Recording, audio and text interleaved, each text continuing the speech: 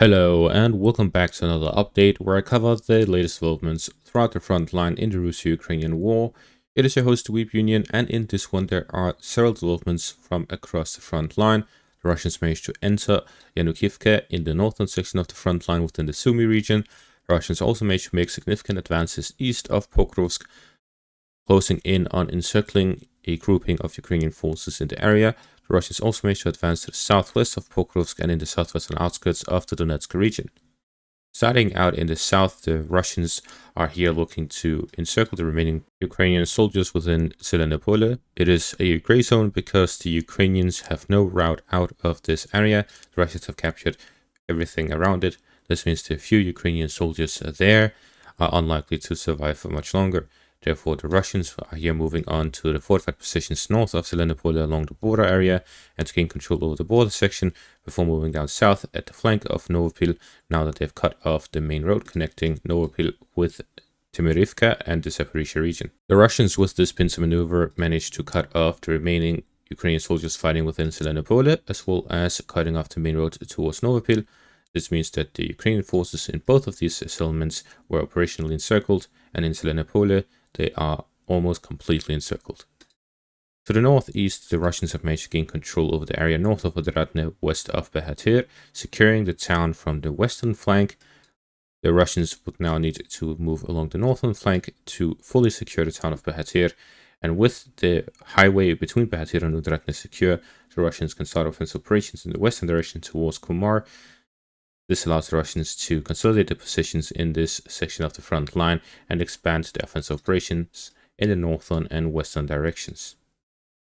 To the east of Pokrovsk, there are significant developments in favor of the Russians. The Russians managed to advance in every section of this front line, advancing in the direction of Mirne, west of Melinivka, to the north of Melinivka, to the outskirts of Popiv, along the fortified positions to the east, in the direction of Yablonivka, reaching the outskirts of the town from the southwest.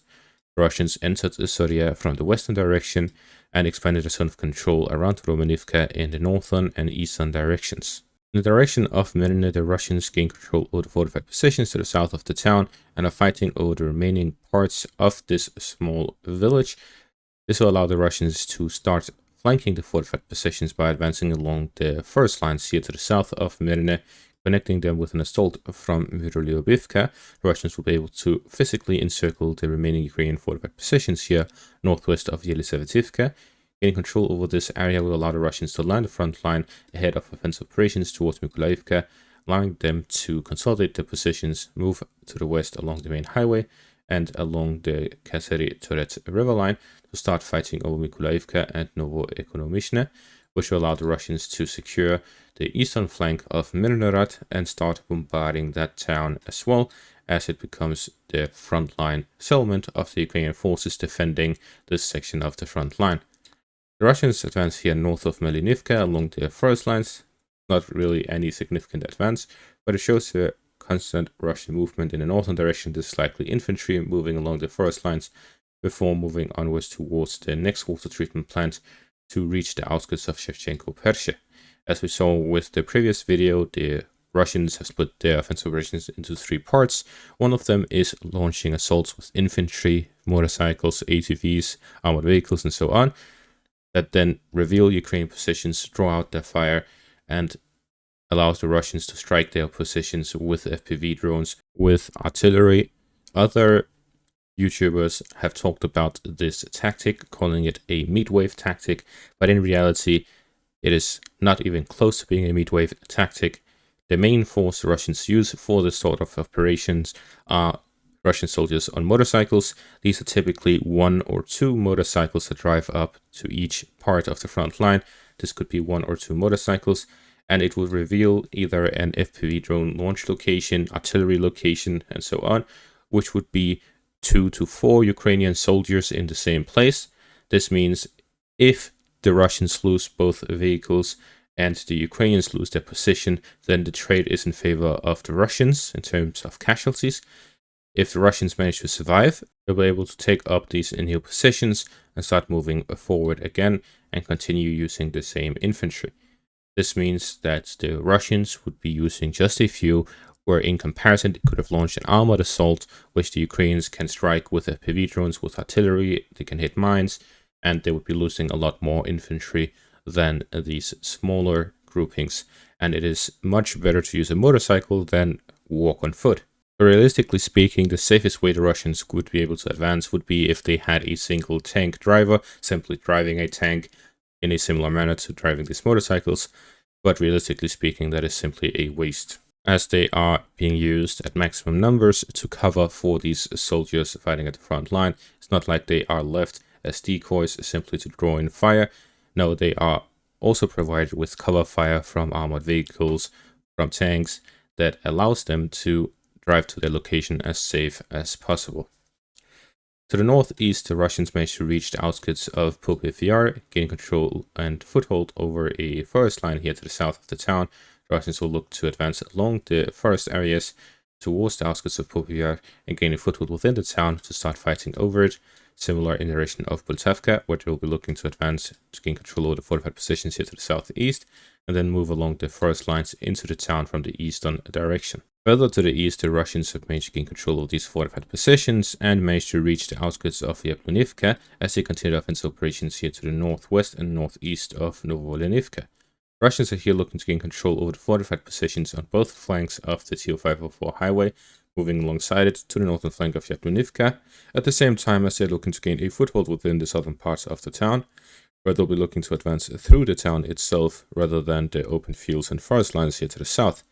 The Russians have gained control over the majority of this road leading up to the southwest of Yablonivka to have a solid supply line, in addition to the one connected from Novolenivka. Having two supply lines into the town from the south allows them to diversify their supply trucks routes, and this reduces casualty risks among the logistics and increases the potential for the logistics to arrive at the front line. To the southeast, the Russians managed to gain control over the fortified positions here west of Soria and gained a foothold within the town.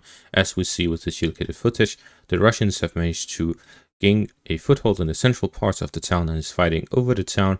The Russians are here looking to gain full control over Soria, the fortified positions to the north of it, which will allow them to physically cut off the Ukrainian forces within Staromykolaivka and Hnativka, which are currently being fought over here to the south of Soria. The Russians already have control over Romanivka and are now fighting to the north of the town, as well as to the east to flank Novosvarska, Sherbinivka, and the towns west of Toretsk. But this shows that the Russians have secured the main highway connection. They have managed to secure the eastern flank of Soria, and they're now fighting over Soria itself. This will allow them to gain full control over the towns, and this will allow them to encircle the Ukrainian forces to the south. The Ukrainian presence to the north is insignificant. It's mostly just fields and forest lines. There will be no significant concentration of Ukrainian forces in the area. This means that going forward, the Russians will be able to cover the distance fairly quickly. Once they launch offensive operations towards Katerinivka and Oleksandro Kalinove, they'll be able to reach them within a couple of days. The objective of the Russian forces right now is to secure the final fortified positions and settlements here to the east of Soria, south of Soria.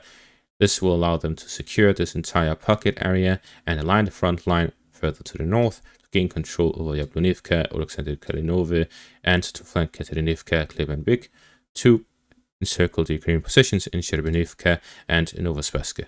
The Russian advances in both of these areas, from Melenivka to the west to Romanivka in the east, is approximately 150 square kilometers during this month. Gaining control over the remaining parts here to the south of Yablonivka, Oleksandr Kalinove, and reaching Katerinivka will increase that to approximately 230 square kilometers. In the northern section of the front line, the Russians managed to advance east and south of Luknia, gaining control over the farm areas.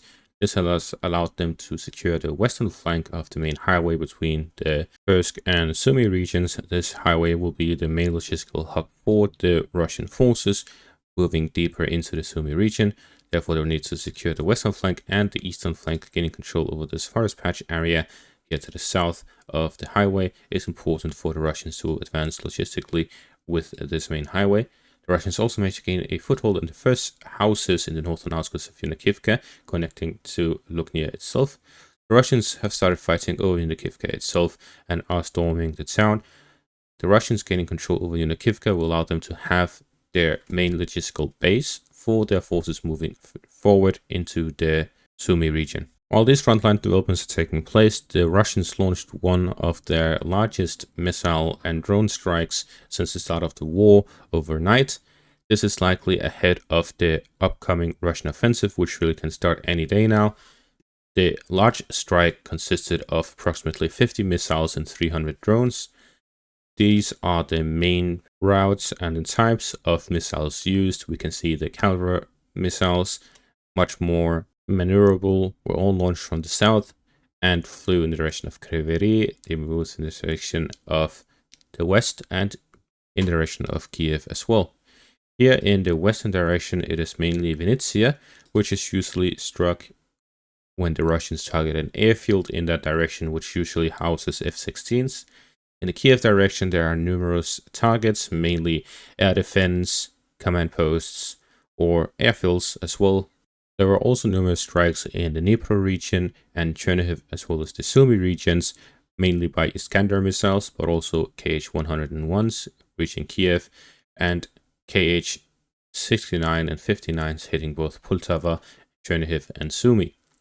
These towns and cities, usually in the Dnipro direction, Poltava, Chernihiv, and Sumy directions, are all mainly targeting airfields, air defense, and groupings of forces of the Ukrainian army. This means all of these targets are targeting something in that manner.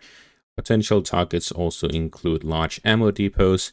It's not much more the energy infrastructure they're striking, especially since we're entering into the summertime.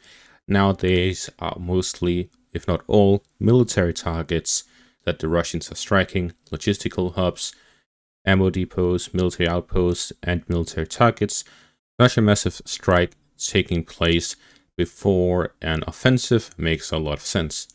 The fact that the Russians are using so many Iskander missiles is due to the increased production, which has significantly increased since the start of the war, from approximately 200 a year to about 1,500 a year, which is 7.5 times as much. This also means that the Russians can, on average, launch 4 Iskander missiles into Ukrainian territory every day. All of this adds up to significant damage on Ukrainian territory ahead of an offensive. Iskander missiles are very significant because they have a high payload between 500 to 700 kilograms, or about 1,000 pounds. They also have very high accuracy, within 5 meters of accuracy. With such a high payload, it practically guarantees to strike its target. It has numerous amounts of munitions. It can really hit anything. It has bunker busters. It has cluster munitions. It has regular high explosive munitions. It can also carry a nuclear payload. It is also a hypersonic missile with a speed of about 9,000 kilometers an hour, or approximately 2,000 meters per second.